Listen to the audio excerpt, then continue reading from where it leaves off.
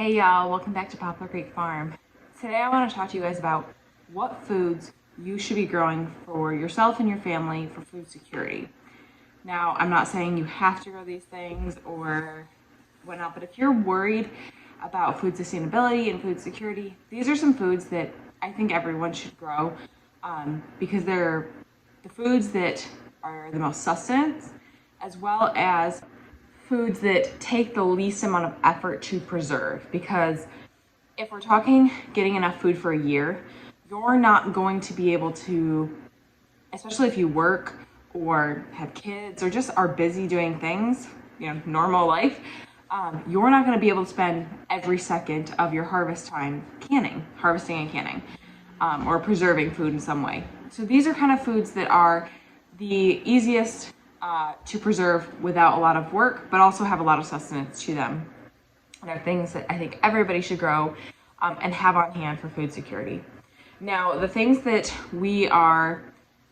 normally my garden is a lot of, fresh eating things and things that require canning.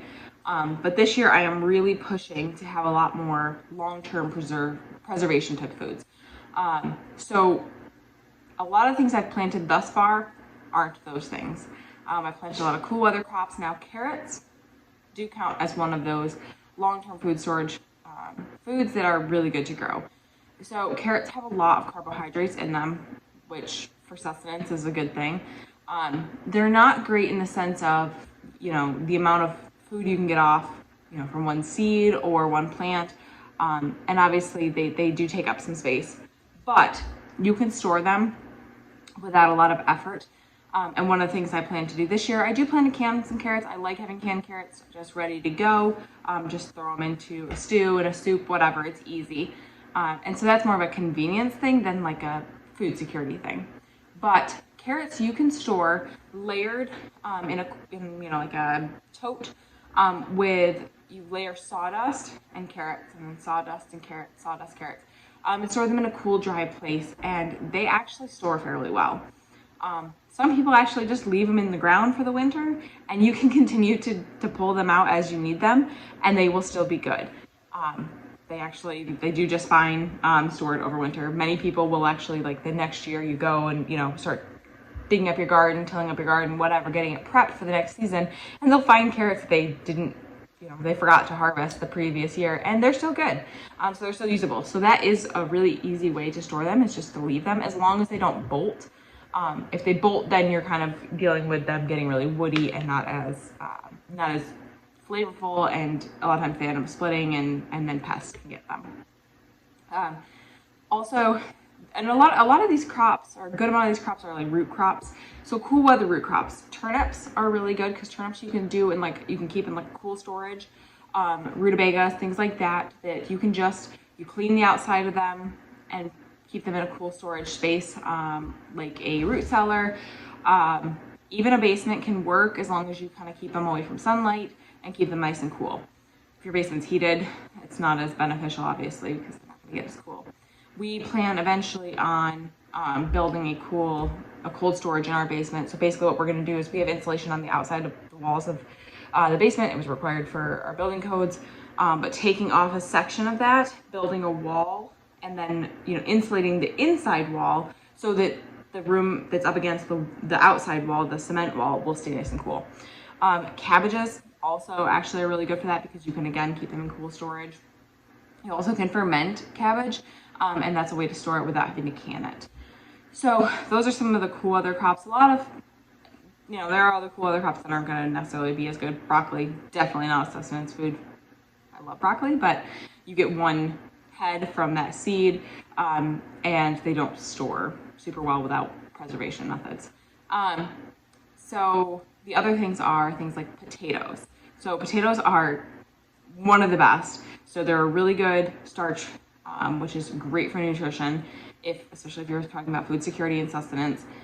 Starchy vegetables are really, really good to keep you full and give you that energy you need.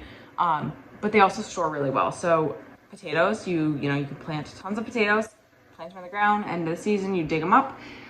You just have to cure them, which I have not been the best at doing, so that is something I do need to work on. You can can potatoes too, peel the skin off, dice them and can them. and I do plan on doing some of that, but you can just cure them, which just means you brush the dirt off. You don't wash them, you just brush the dirt off, lay them on like a tarp or something, a blanket, where it is not going to get any sunlight, but it is going to be cool and dry, and let them dry out for, I think it's 2 weeks. Again, my curing has not gone well, so don't don't trust me on that part of it. But potatoes are extremely good for food security and sustenance. The other things are things like drying beans. So drying beans are something you can grow a large quantity of. There are all different varieties. There are ones that are vining varieties that, you know, climb up trellises. There are bush varieties. And the nice thing with that is you don't really have to keep up with it throughout the season. You can just let them sit on the vine until they get dry, get fully ripened and dry out on the vine. And then you harvest them. And then, you know, when you get to it, you sit there and you shell them out. And I always let them dry out for another couple of days out on the counter, like in a single layer on a paper towel or something. Just let them dry out completely, so that there's no moisture. One year I had one batch that didn't dry out completely, and I stored them with all the others, and they did mold. So you need to make sure that they are completely dry. I have some that are 2 years old, that are down in the basement that I plan on growing again this year. And they are not molded at all because they were dry. So they're a really good long-term food storage. Potatoes and beans are the same way, in the sense that what you're harvesting is what you would also plant the next year. So you just have to set some aside from your harvest to be able to plant again the next year, and then you have that food security. You're not having to save seeds. You're not having to, you know, make sure that, well, you're saving seeds in the beans, but the beans that you're harvesting for food are also the seed. And you're not having to go ahead and make sure you're doing any kind of, you know, special preservation to make sure that those seeds are fruitful. They will more than likely grow again the next year. Maybe, you know, with the beans you won't have 100% germination, but as long as you save, which they're fairly a lot of these bean plants are fairly prolific, and you'll save a ton of beans, you'll have a ton of seeds, along with a ton of food. Beans are a very good protein, as well as a starch or a carbohydrate, and they're very healthy, and they're very good as a filler, you know, in replacement of meat, if you're not able to obtain meat for food security. It's something that I think is very, very important. Potatoes and drying beans are one of those that I think you absolutely should have for food security and sustenance. And we're doing multiple varieties. All of my varieties, other than the one that I had saved from 2 years ago, they are all bush varieties, which I'm very excited about, only because when you have to go ahead and trellis something, there's cost involved with trellising. You know, trellises are not cheap. We use cattle panels for trellises. They were $25 each when I bought them a few years ago. Now they are $35 each, and you know, they're great because they are solid. They're not going to bend and bow. You can use them for arches. You can use them just for straight trellising. They're really, really good for that, but they're not cheap. There's fencing. The fencing we have out there for our garden could be used as a trellis as well, but again, it's a little more flimsy. It's welded wire, I believe, welded wire fencing, and it works really good for our garden fencing, and it can be used for trellising, but again, it's not as structurally sound as like a cattle panel is. So I'm happy I don't have to trellis them. Again, there's a cost involved then. This year we're doing black beans, we're doing kidney beans, we're doing cannellini beans, or cannellini beans, however you want to say it. And then the variety of black beans that I grew 2 years ago, it's like a black and white speckled bean. I can't remember what they were called exactly. I'll have to look back at my orders. I'm not even sure where I ordered them from. I want to say probably Fruition Seeds, but I could be wrong. I want to say they were called like skunk bean or something, because they were black and white, but I could be completely wrong. If I find it, I'll put it up on the screen, but I don't know if I will. The other thing to grow for sustenance beyond potatoes and beans, and obviously, like I said, those cool weather crops, is winter squashes. Not summer squashes, not zucchini and yellow squash. Those things are much more short term, and they don't store well. Winter squashes, you are growing on the vine until they are at a point of being fully ripened. So they are hard. You don't want to be able to push your nail into the rind of it, the shell of it, pretty much. You want them to be nice and hard, fully colored. So for like butternut squash, you want them that fully peachy orange color. We do honey nut squash, butternut squash, spaghetti squash. I'm going to do some pumpkins as well, doing some jack-o'-lantern pumpkins, you know, more for selling and for the kids, but also you can eat those. And I'm doing some like winter luxury, which is like a sugar pie type pumpkin that you can use for, and people think, oh, well, pies are not a food security thing. Well, yes, that is true. I'm not planning on cooking pies if I'm, you know, needing food security, but you can cook those into soups and stews and make things out of them. I mean, butternut squash, like, I'm fully happy to have that just like roasted, and it's delicious. And you can do the exact same with a pumpkin because it's a squash as well. Those things, you don't need to preserve them. There's no method of preservation. It's again just making sure they're cured, making sure they're fully ripened. One of the best things to do is kind of wipe down the outside with a very mild bleach solution. Now bleach, you think bleach on your food, what? Very, very mild, and you're not eating the outside. You're not eating the rind. And it will vaporize off. It basically just kills any mold spores that could potentially be on it from being out in the field growing. You want to clean that off, and then you can store them in a cool storage, store them in your basement, just keep them out of the sunlight, keep them out of the warmth, and they will preserve for winter. Then, again, similarly to the beans and to the potatoes, you can harvest, because when you're harvesting seeds off of, say, a tomato plant or a pepper plant or whatever, you have to wait for that food to become fully ripened for that seed to be mature enough to produce in the future.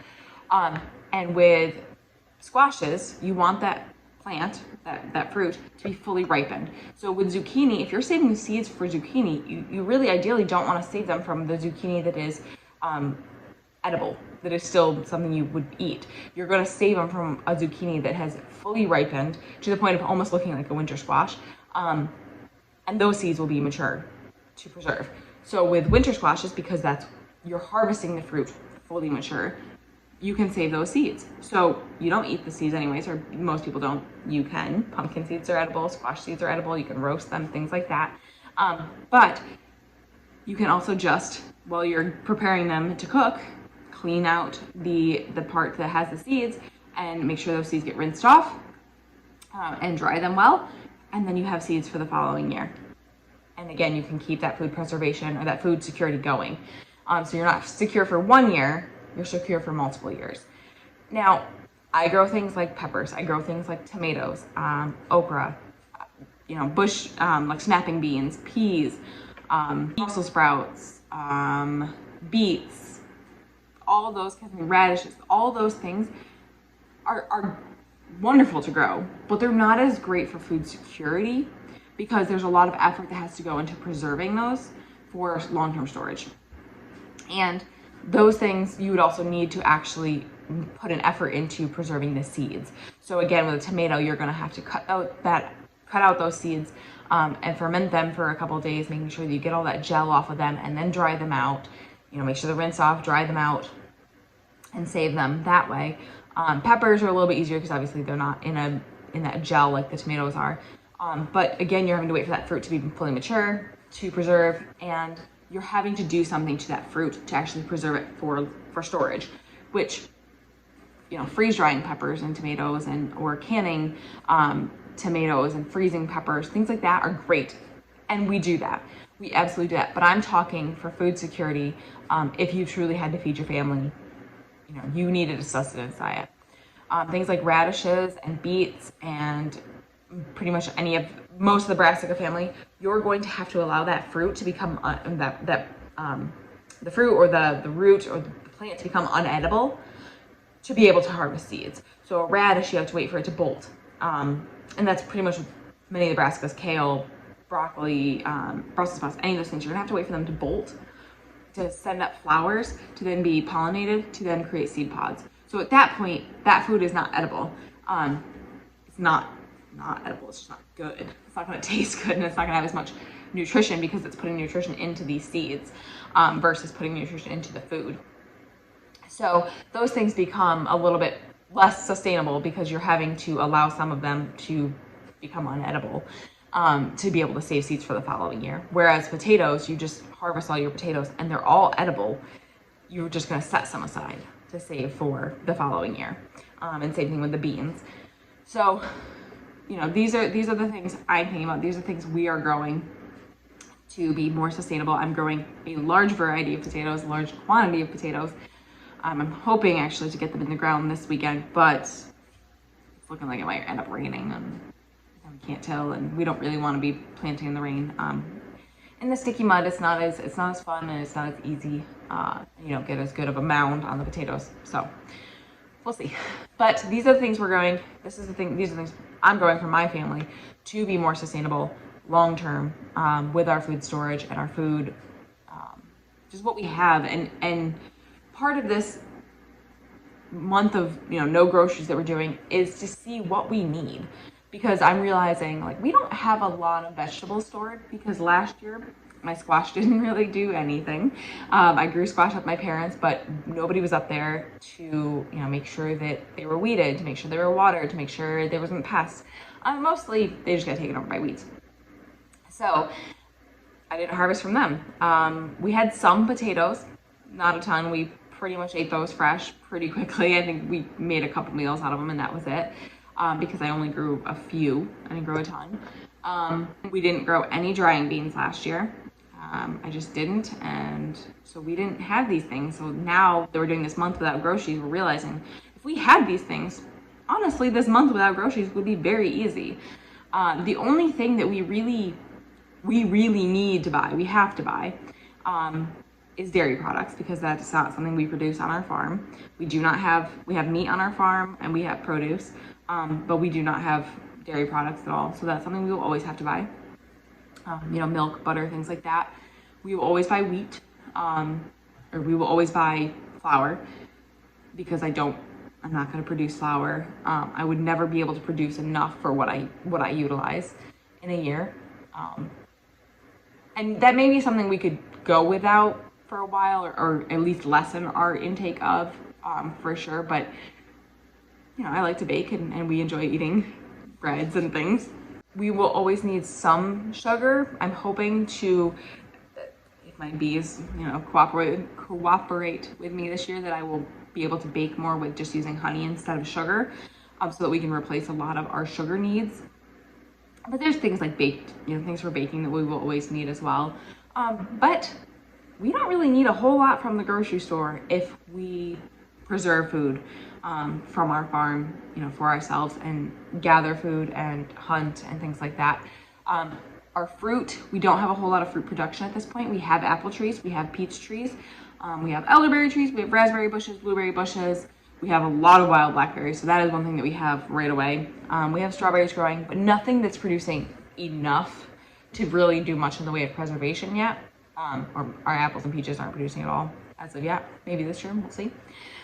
So those are things that in the future we will have more of, and we may buy some in the meantime, but I'm even trying to buy less of those things, because one, they're very expensive. Fresh produce year-round is very expensive.